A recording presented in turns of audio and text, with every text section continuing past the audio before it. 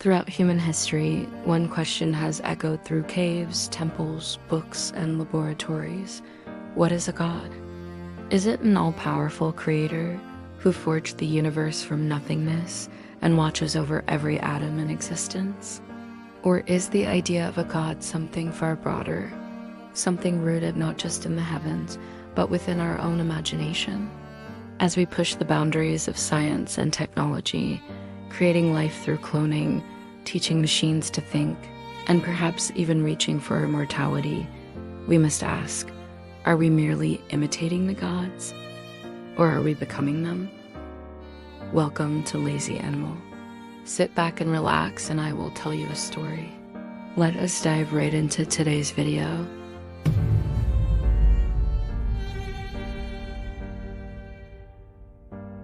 In many parts of the world, when someone says the word God, the image is clear: an all-powerful, all-knowing, eternal being who created the universe and governs it with absolute authority.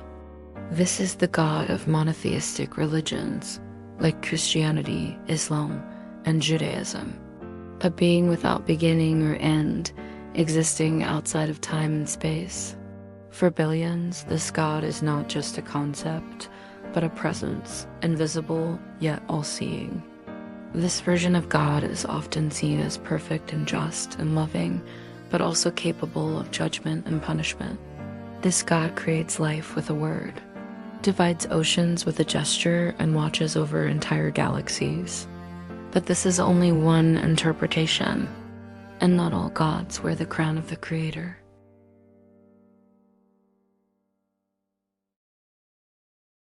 Gods come in many forms. In polytheistic traditions, from ancient Egypt to the Hindu pantheon, divinity is not confined to a single being, but rather expressed through a multitude of entities.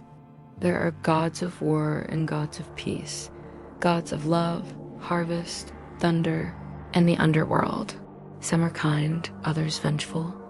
Some are immortal and untouchable, others die and are reborn. What they offer is not a single, unified vision of the divine, but a kaleidoscope of forces, each representing some part of the world or the human soul. So if a god can be angry, loving, cruel, and even mortal, then what exactly separates a god from a human?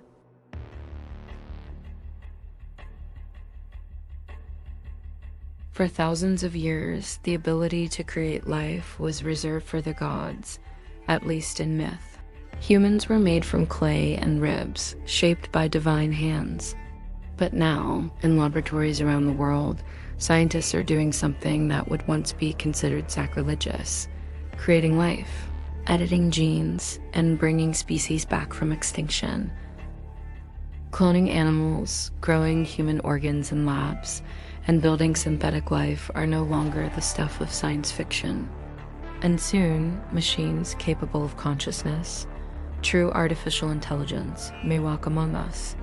If we create an intelligence that is self-aware, curious, emotional, and capable of asking, "Who made me?" does that make us its God?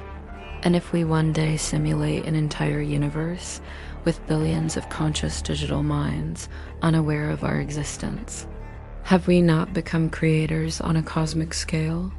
Perhaps being a god is not about being infinite, but about being powerful enough to change the fate of others.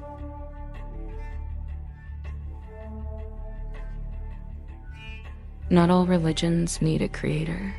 In many traditions, the divine is not a separate being, but an essence. A presence that lives within nature, within objects, within everything. In Shintoism, the kami are spirits that inhabit rivers, mountains, trees, even tools. Here, divinity isn't above nature. It is the nature. There is no hierarchy between man and mountain. Both are part of a web of spiritual connection. This challenges the classic view of godhood as dominance. Here, to be divine is not to command, but to exist. So maybe a god doesn't have to be a being at all. Maybe a god can be a process, a relationship, a presence.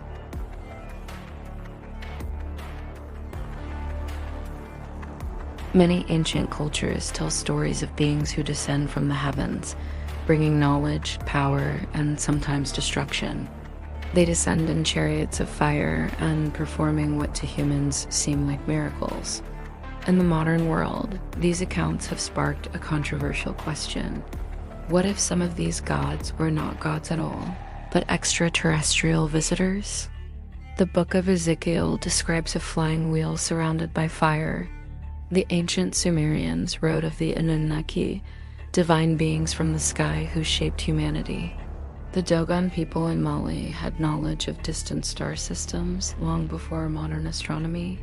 Skeptics dismiss these stories as metaphor or coincidence, but believers ask, if highly advanced alien life visited Earth thousands of years ago, would we not call it a god?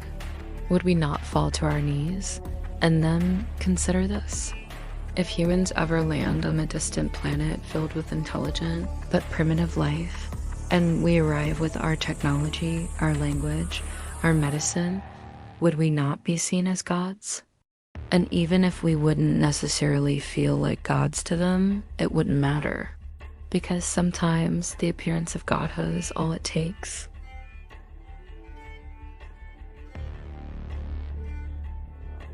Every culture has imagined gods in its own image, sometimes literally. Greek gods look like idealized humans. Hindu gods have human bodies, even as they take on animal heads or multiple arms.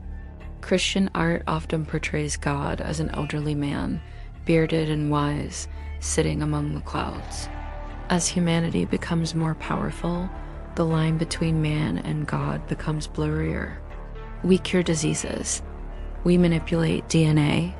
We shape the future with algorithms. So the question may not be, what is a god?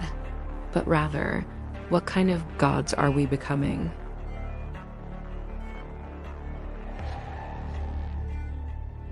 In the end, the definition of God may be impossible to pin down. It is a word soaked in centuries of mythology, philosophy, and personal experience. It means something different to every person, every culture, every age. To some, a god is a personal guide. To others, a metaphor for the unknown. But whether real or imagined, divine or symbolic, gods have shaped our minds, our morals, and our civilizations. And perhaps, as long as there are mysteries we can't solve and forces we can't control, there will always be gods, even if one day they look just like us. That is all for today.